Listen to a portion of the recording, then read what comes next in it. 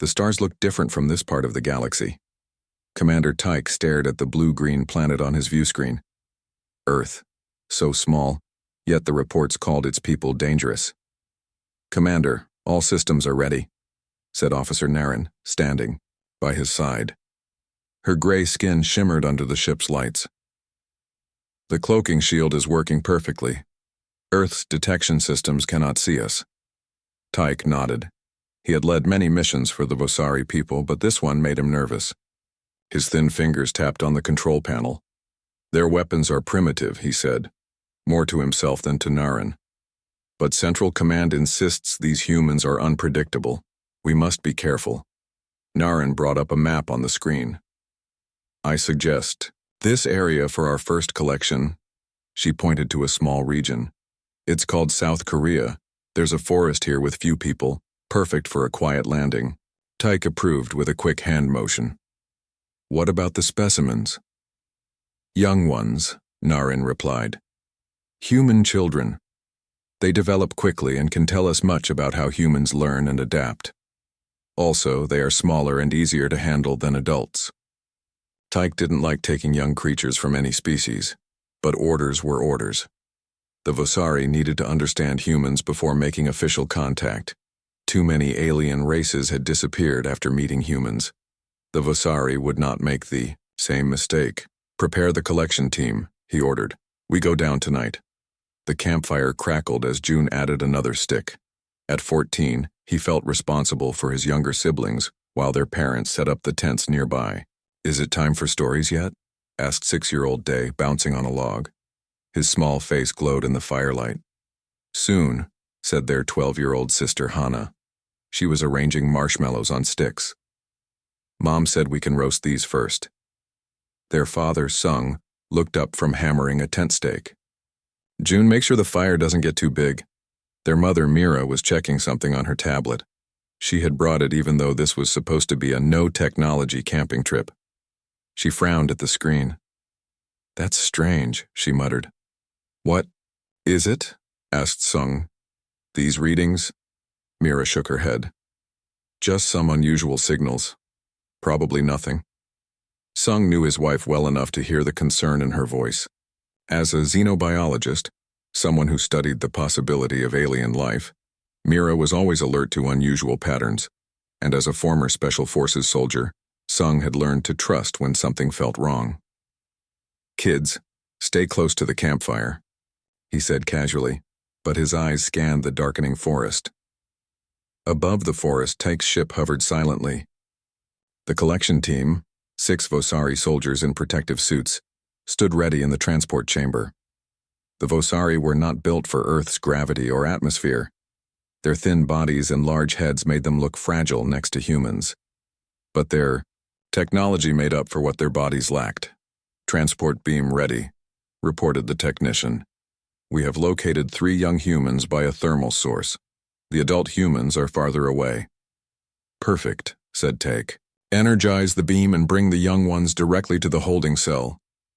June was telling a ghost story when the strange light appeared. It started as a faint glow around them, then grew brighter.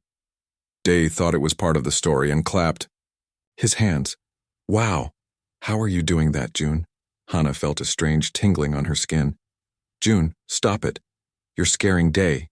But June wasn't doing anything. He stood up, suddenly afraid. "Mom! Dad!" he shouted.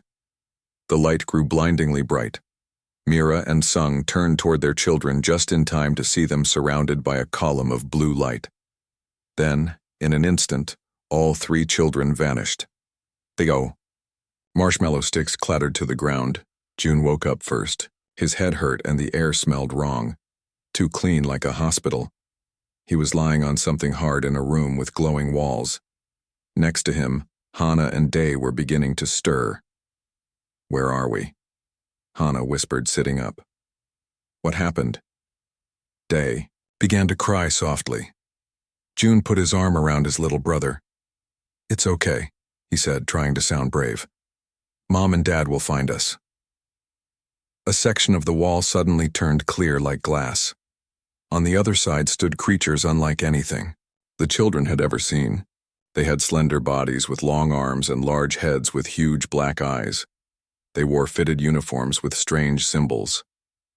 Day stopped crying and stared. Are those aliens? Before June could answer, a voice came from somewhere, speaking Korean, but with a flat mechanical tone. Do not be afraid. You are part of an important study. You will not be harmed. One of the aliens stepped closer to the clear wall. It seemed to be in charge. I am Commander Taik of the Vosari Expeditionary Force. You are now under our protection and observation. June stood up, placing himself in front of his siblings. Take us back to our parents right now. The alien commander seemed surprised by June's demand. It turned to another alien and made clicking sounds.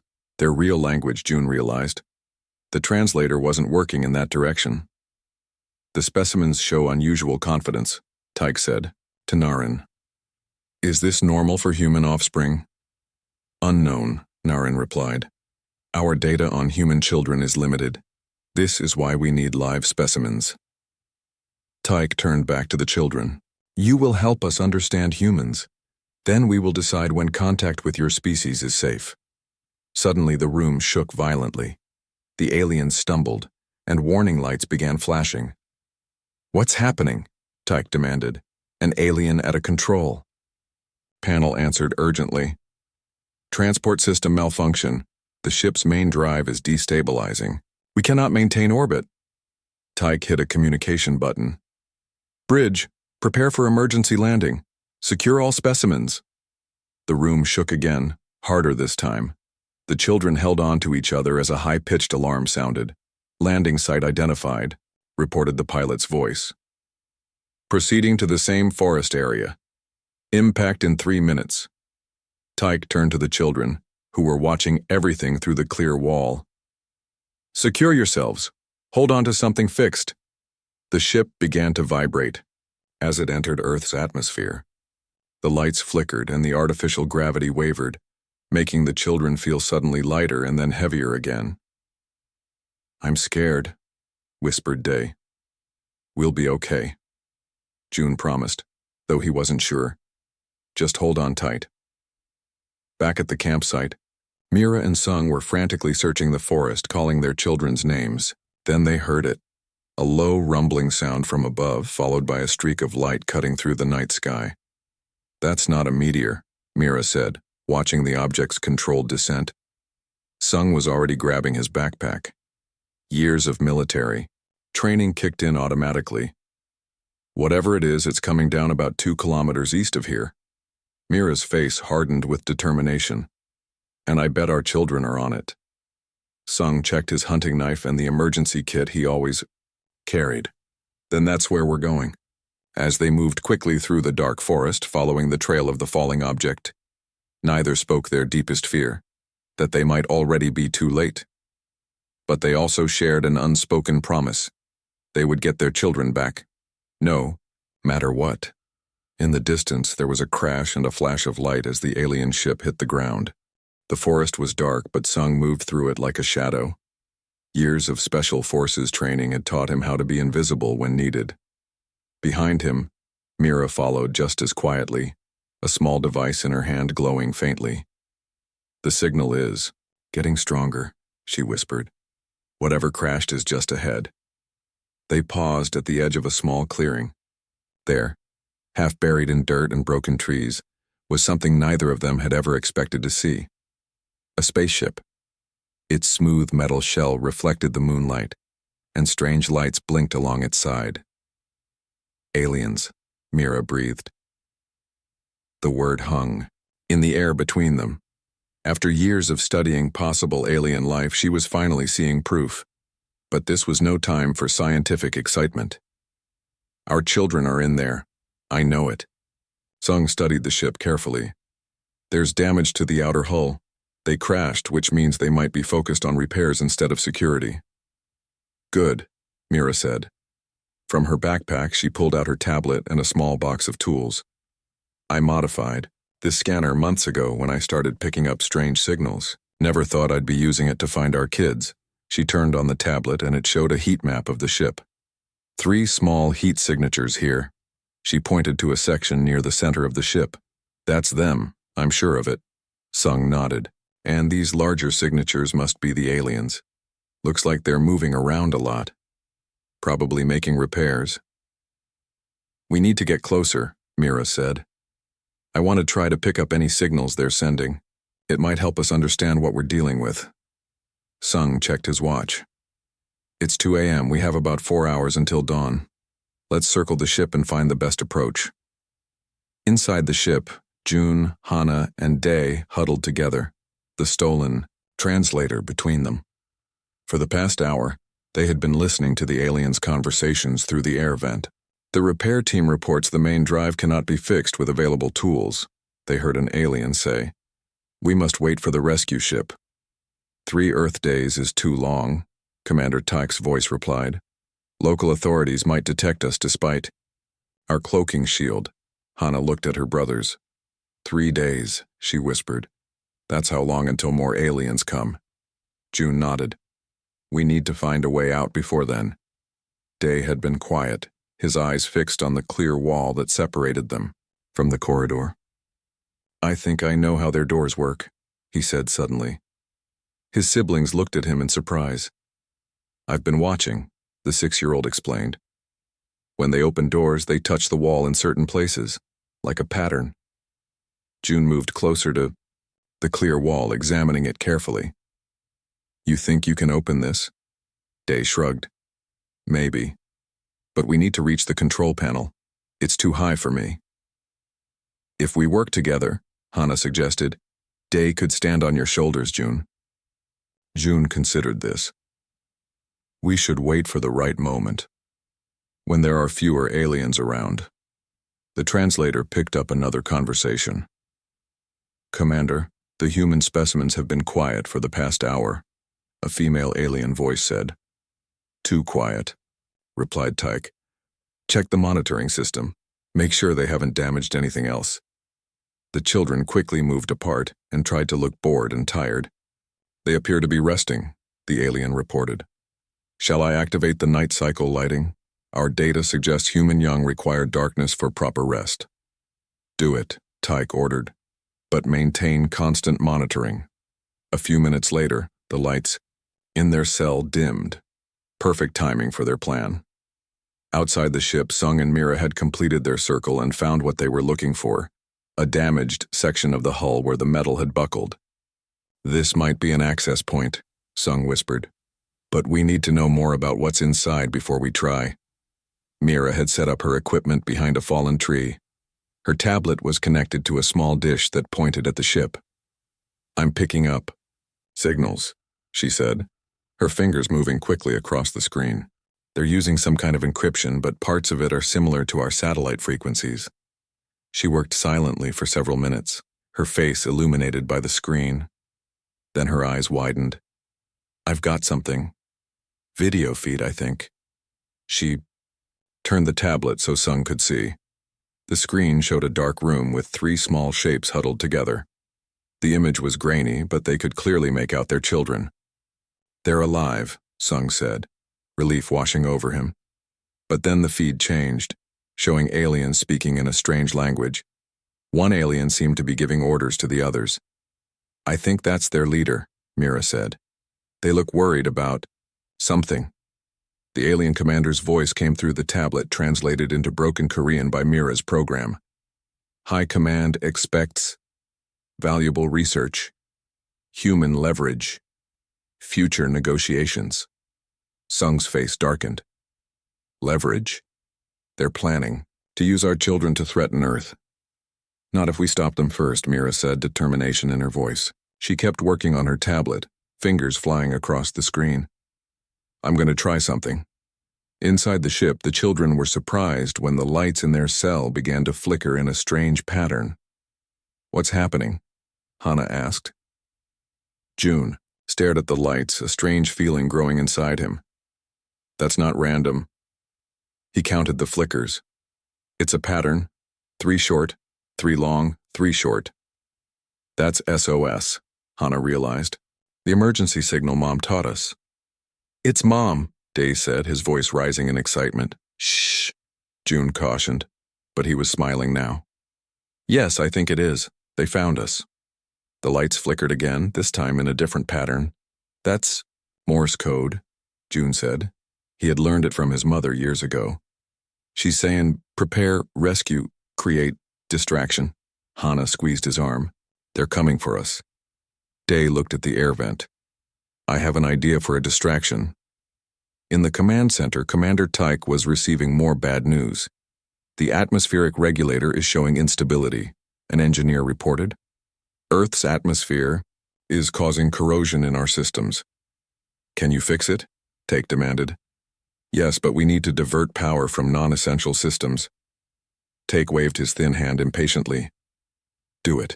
Maintaining life support is our priority. Naren approached with her own report. Commander, I've detected unusual signal patterns around our ship. Someone might be scanning us. Tyke's large eyes widened. Earth authorities? Military? Unknown. The signal is too weak for their primitive military equipment. It could be. An alarm suddenly blared throughout the ship. Red lights flashed, and a computer voice announced, Warning. Atmospheric regulator failing. Toxicity levels rising in main compartments. What's happening? Tyke shouted over the alarm. The engineer checked his console in confusion. The system was stable a moment ago. It's like something overloaded it. Tyke turned to the monitor showing the children's cell. The young humans were coughing and covering their mouths, appearing distressed. The specimens, he said. Check their compartment immediately. Outside, Sung saw his opportunity. The ship's outer lights were flashing in alarm patterns, and he could hear commotion inside.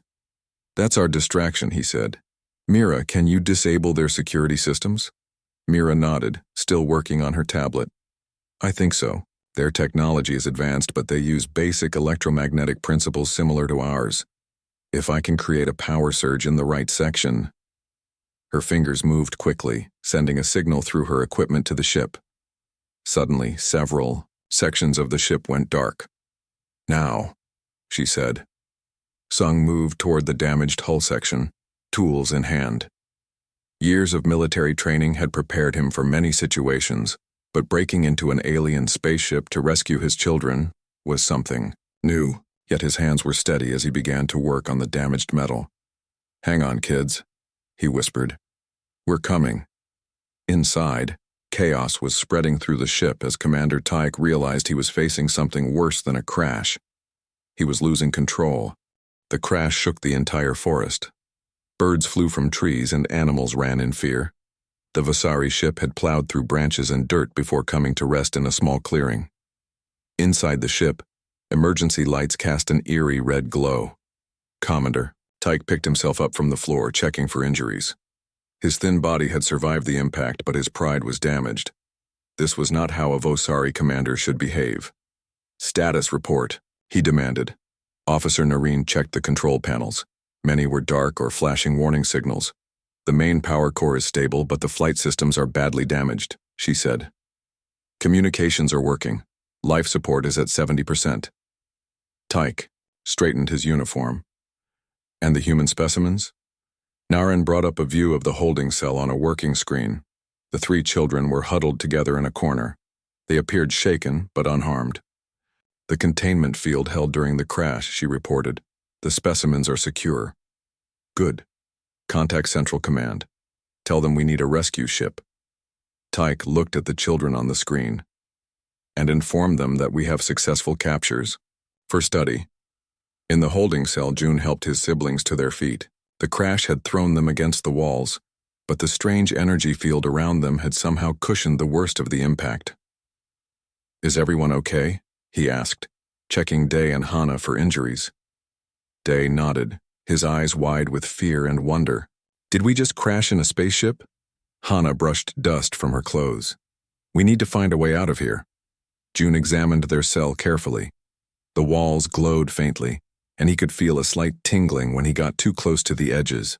Some kind of energy barrier. Beyond the clear wall section, he could see aliens moving around trying to fix damaged equipment. They're distracted by the crash, June whispered. This might be our chance to figure something out. Hana pointed to a small vent near the ceiling. Look at that, the air must come in through there. Too small for us to fit through, June said. But maybe not too small for something else to fit through, Hana replied. She emptied her pockets, finding a hair clip, some candy, and a small mirror. Day watched the aliens through the clear wall. Despite his fear, he was fascinated. He noticed how they touched the glowing panels to make things happen on their screens. It's like they have giant iPads everywhere, he whispered. June nodded. They use touch controls. Keep watching them, Day. Learn how they do things.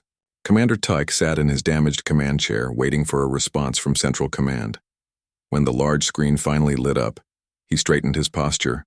A stern-looking Vosari appeared on screen. Commander Tyke, explain this failure. Hi. Commander, we experienced an unexpected power surge during specimen collection, Tyke said. The ship's systems were compromised, forcing an emergency landing. However, the mission was successful. We have captured 3 young humans for study. High Commander's large eyes narrowed. Show me these specimens.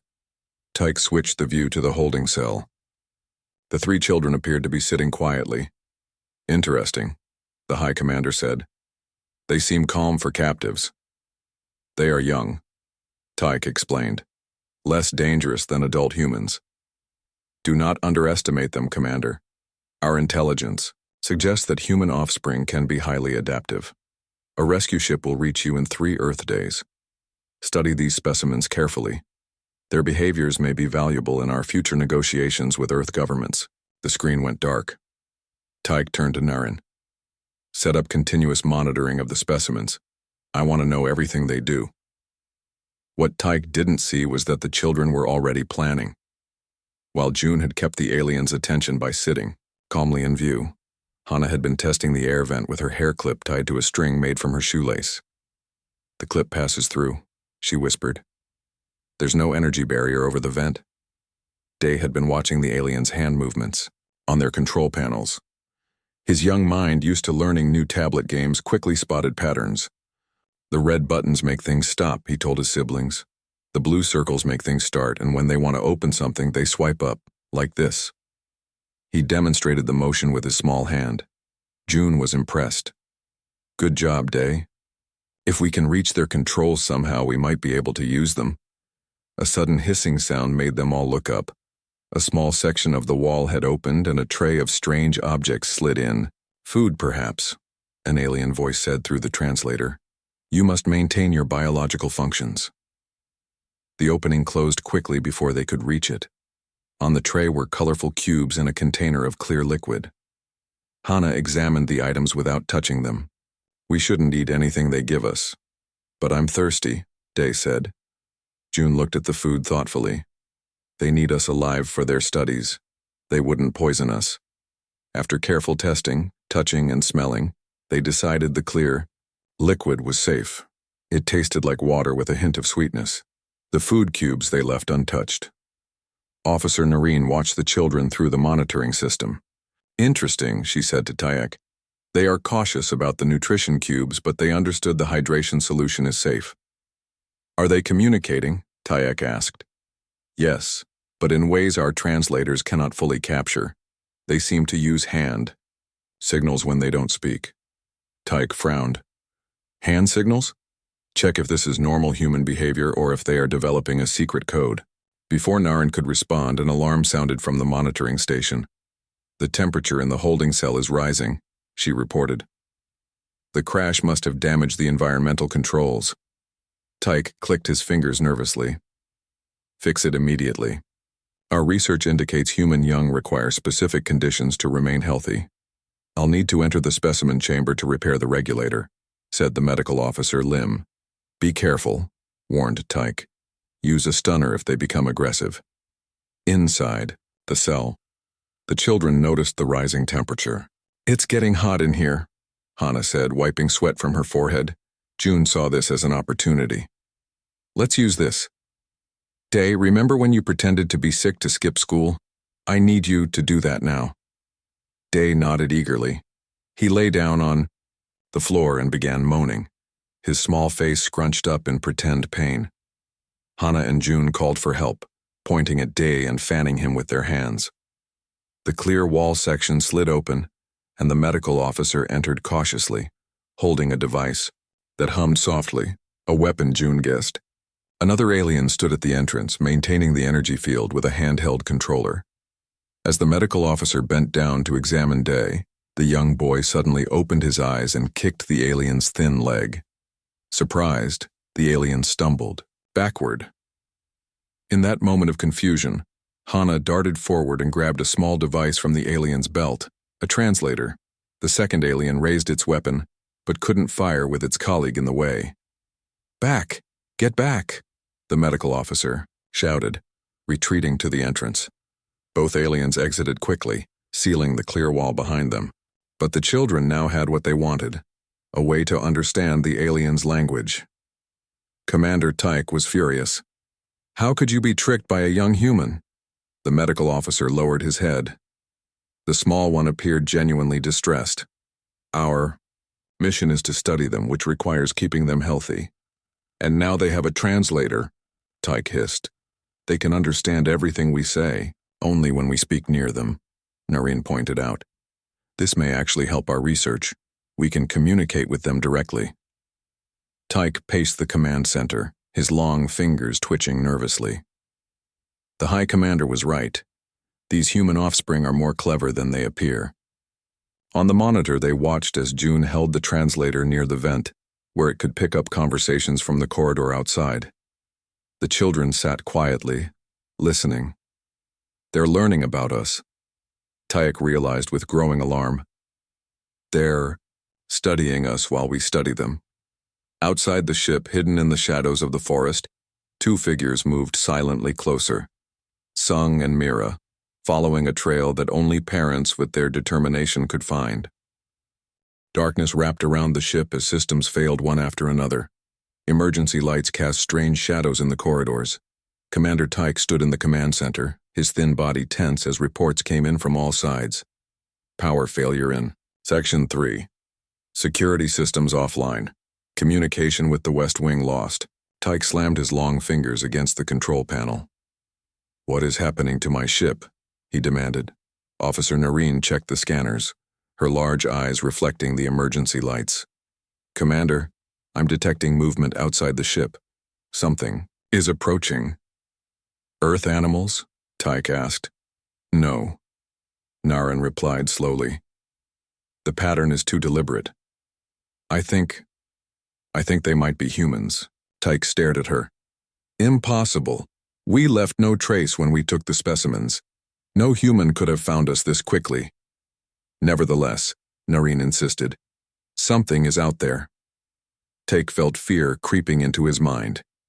The briefings on humans had warned about their resourcefulness, but he had dismissed much of it as exaggeration. Now he wasn't so sure. "Send security teams to check the outer hull," he ordered, "and double the guard on the specimens." Inside their cell, the children heard the alarms and felt the ship trembling. "Mom and Dad are coming," June whispered. "We need to be ready." Day pointed at the air vent. "The bad smell is working. I put the food cubes in the air system and they're melting from the heat. The aliens don't like the smell." Hana smiled at her little brother. "Good thinking, Day." The lights in their cell flickered again, but this time it wasn't a message. The power was failing. June noticed that the faint buzzing sound of the energy barrier was becoming weaker. "The force field is getting weaker," he said. "If it fails completely, we might be able to break through." Outside their cell, they heard alien voices shouting orders. The translator captured fragments. "Check the specimens. Maintain barrier at all costs. Unknown breach in Sector 5. Suddenly, the clear wall slid open. Two alien guards entered, weapons raised. Their thin bodies seemed to shake slightly, and June realized something important. The aliens were afraid. "You will come with us," one guard said through its translator. "Commander Tyke orders you move to a secure location." June stepped in front of his siblings. "We're not going anywhere." The guard raised its weapon higher. "You have no choice, human child." "I think we do," June said, smiling as the lights went out completely. In the sudden darkness, the guard's confusion gave the children their chance. Using the self-defense moves their father had taught them, June and Hana pushed past the guards while Dai slipped between their long legs. The three children raced into the corridor, following the emergency floor lights. "After them!" The guards shouted, but in the darkness they couldn't move as quickly as the children, who were used to playing in the dark. On the other side of the ship, Sung had managed to cut through the damaged hull. The metal was strange, lighter than steel but stronger. Still, the crash had weakened it enough for his tools to work. "I'm through," he whispered to Mira, who was monitoring the ship's systems on her tablet. "Be careful," she replied. "I've disabled their main security grid, but they still have guards. The children's cell is empty. They're on the move." Sung nodded and squeezed through the opening he had made. Inside, the corridor was dimly lit by red emergency lights. The air smelled strange, a mix of chemicals and something like burned plastic. The interior of the ship was like nothing he had ever seen. The walls curved in unusual ways, and the floor had a slight bounce to it.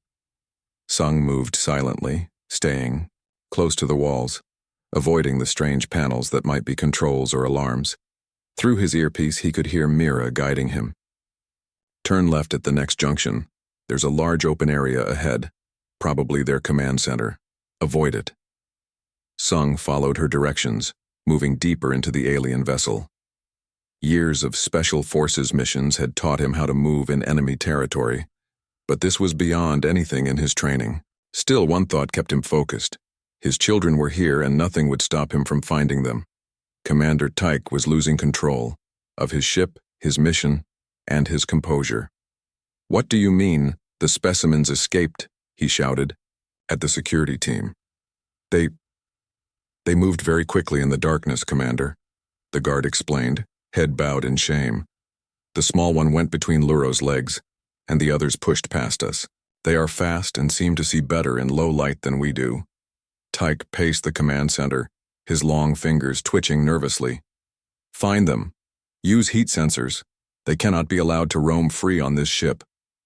Noreen approached cautiously. "Commander, we have another problem. The hull breach in Sector 5, and it wasn't caused by the crash. Something cut through from outside." Tyke stopped pacing. "Something or someone. Our sensors detected a human heat signature but lost it. They must be using the power failures to hide their movement." Tyke's large eyes blinked rapidly as he processed this information. "You're telling me we have adult humans on my ship now?" Before Noreen could answer, another alarm sounded. "Escape Vessel 1 has been disabled," reported a technician. "Someone destroyed the launch controls." "Escape Vessel 2 is also offline," came another report. Tyke felt the situation slipping further from his grasp. "Secure the command center. All personnel, arm yourselves." June, Hana, and Day moved quickly through the dark corridors, trying to find a way out. They had no map, but June remembered the direction they had come from when they were first brought aboard. "This way," he whispered, pulling his siblings around a corner. They froze as they saw an alien security team up ahead. The children pressed themselves against the wall, hiding in a shadowy alcove. "What do we do now?" Hana asked. Before June could answer, they heard something behind them. Footsteps, but not the light steps of the aliens. These were heavier, more confident. The children turned, ready to run, when a familiar silhouette appeared in the dim emergency lighting. "Dad!" Day gasped. Sung put his finger to his lips, signaling for silence, then opened his arms. The children rushed to him, hugging him tightly. "Are you hurt?" he asked, checking them quickly. "We're okay," June said. "But there are aliens ahead." Sung nodded. "I saw them. We'll go another way." He tapped his earpiece. "Mira, I have them. All three. Safe." Through the earpiece, they could hear their mother's voice choked with emotion. "Thank goodness, now get out of there. I've mapped an escape route through the cargo area. It should be clear." "Where's Mom?" Hana asked. "Outside, helping us escape," Sung explained. "She's disabled their systems and their escape vessels. Now we need to move quickly." In the command center, Tyke received the worst news yet. "Commander, All escape vessels are now disabled, reported a technician. And the main entrance is locked, from the outside. How is that possible? Tyke demanded. Our technology is far beyond Earth's capabilities. Nevertheless, Naren said, someone has manipulated our systems with remarkable skill, and... She hesitated. And what? Tyke pressed. The human intruder is heading for the command center, with the young specimens. Tyke felt a cold sensation run through his body. He had studied humans extensively before this mission, but nothing had prepared him for their actual capabilities. The reports had said they were resourceful, but this was something else entirely. Seal the command center doors, he ordered. Prepare final defenses. But as he turned to check the security monitors, he saw something that made his breath catch. The command center doors were already opening, and standing there was a human male, tall, confident, and utterly unafraid. Behind him were the 3 young humans they had captured. Hello? Said Sung calmly, holding one of the Vosari's own weapons. I believe you have something that belongs to me. The command center fell silent. Every alien stopped moving, their large eyes fixed on the human standing in the doorway. Commander Tyke stood frozen, unable to believe what he was seeing. How did you get in here? Tyke finally managed to ask.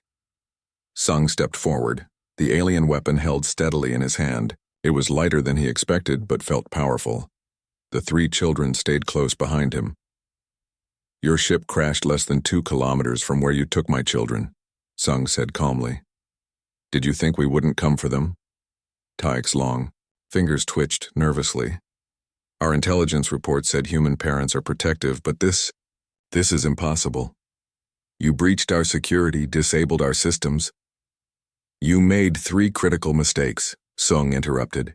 You came to our world, you took our children, and worst of all, you assumed we were primitive.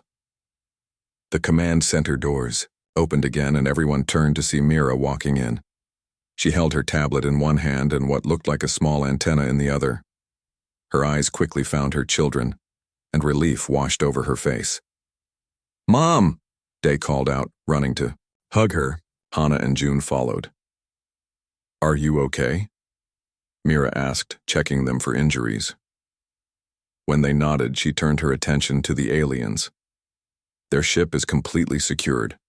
I've locked down all systems and sent a signal that should jam their communications with their homeworld. Tyke stared at her in disbelief. You controlled our systems with that primitive device? Mira smiled slightly. It's not so primitive. Your technology uses similar principles to ours, just more advanced. Once I understood the basics, the rest was just problem solving. Who are you people? Naren asked, her voice betraying both fear and curiosity. I'm a xenobiologist, Mira replied. I study the possibility of alien life, and my husband is a former Special Forces soldier. We're just parents who want our children back. The aliens looked at each other in confusion. These weren't military leaders or government officials, just 2 ordinary humans who had defeated an entire alien crew. Sung kept the weapon trained on Tyke. Now, you're going to explain why you took our children. Tyke straightened himself, trying to regain some dignity. It was a scientific mission. We needed to study young humans to understand your species before making official contact. Liar, Hana said suddenly. Everyone turned to look at her. She pointed to the translator. She still held. We heard your real plans through this. You wanted to use us as leverage against Earth governments. Tyke's gray skin seemed to pale. How much did they hear? He whispered to Naren. Everything, I think, Naren replied. June stepped forward, standing beside his father. You said we would help you decide if humans were safe to contact. But you already decided we were dangerous, didn't you? You were just looking for weaknesses. Tyke had no answer. The young human had summarized their mission perfectly. Your ship has a communications array, correct? Mira asked. One powerful enough to reach your home world? Naren nodded slowly. Yes, but you've disabled it. I can enable it again, Mira said. I want to speak to your leaders. Tyke's large eyes blinked rapidly. That is not possible. Humans are not authorized to— You're not in a position to refuse, Sung interrupted, gesturing with the weapon. Either we speak to your leaders, or we leave you stranded here until Earth authorities find you. I'm sure our scientists would love to study your technology. The threat worked. Tyke turned to Narian and nodded. Prepare the communication array. Within minutes, the large screen in the command center flickered to life. The face of the High Commander appeared, his expression changing from official to shocked when he saw humans standing in the command center. What is the meaning of this? The High Commander demanded. Commander Tyke, explain yourself. Before Tyke could speak, Mira stepped forward. Your commander can't speak right now. He's our prisoner along with the rest of your crew. The High Commander was speechless for a moment. Who are you? We're the parents of the children your people abducted, Mira replied. And we're here to deliver a message from Earth. The High Commander regained his composure. You have no authority to speak for your planet. We're not speaking for our planet, Sung said. We're speaking as humans, as parents. Mira continued, her voice calm but firm. You wanted to study humans? Here's your chance. Send scientists, not soldiers. Come in peace, and we'll share knowledge. Willingly, she gestured to her family standing together. But remember what happened here. This wasn't even our military. This was just two parents protecting their children. Sung added, your entire crew was defeated by two humans with basic tools. Imagine what would happen if you came as enemies to our entire planet. The High Commander was silent, considering their words. Finally, he spoke. Your actions are impressive. Perhaps we have underestimated your species. Yes, Mira agreed. You have. Humans might not have your advanced technology yet. But we learned quickly, and we're at our most resourceful when protecting those we love. What are your demands? The High Commander asked. Simple, Sung replied. Take your people and leave Earth alone. If you return, come as friends and announce yourselves properly. No more abductions. No more secret studies. Mira added, and if you're truly interested in understanding humans, we can arrange proper scientific exchanges. Mutual learning, not kidnapping. The High Commander seemed thoughtful. Your terms are reasonable. A rescue ship is already on its way. It will arrive in 3 Earth days. We'll allow it to land and retrieve your people, Sung said. But we're keeping this ship. Consider it payment for what you did to our children. The High Commander looked like he wanted to object, but thought better of it. Agreed. 6 months later, a new ship appeared in Earth's orbit. This time it announced its presence openly and waited for permission to land. The world's governments, now aware of the first contact, prepared official welcoming ceremonies. But before meeting with any world leaders, the new Vosari ambassador requested a private meeting with one particular family. Sung, Mira, and their 3 children greeted the Vosari delegation in a secured conference room. The ambassador, taller and more dignified than the crew they had encountered, bowed slightly to the family. On behalf of the Vosari Confederacy, I extend our formal apologies for the unauthorized actions of Commander Tyek and his crew, the ambassador said. Day, now 7 years old, stepped forward with a drawing in his hands. He held it up for the ambassador to see, a childish but touching picture of Vosari and humans standing together among stars. We can be friends, Day said simply. The ambassador seemed moved by the gesture. Behind him stood a familiar figure, Tyke, now demoted, and serving as a cultural advisor. His once proud posture was humbler now. After the meeting, as the delegations prepared for the official ceremonies, the ambassador turned to Tyke. After reviewing your reports and meeting this family, I must ask, what is their true advantage? How did they defeat your entire crew? Tyke looked at the human family as they walked away, the children laughing, the parents holding hands. He had spent months studying the incident, trying to understand what had happened. They fight hardest not for conquest or resources, he said, finally, but for each other, and that makes them the most formidable species we've ever encountered. As news of the official first contact spread throughout the galaxy, so did an important warning. If you value your safety, never threaten a human child. And if you value your dignity, never underestimate human ingenuity. For the family that had changed galactic history, life returned mostly to normal.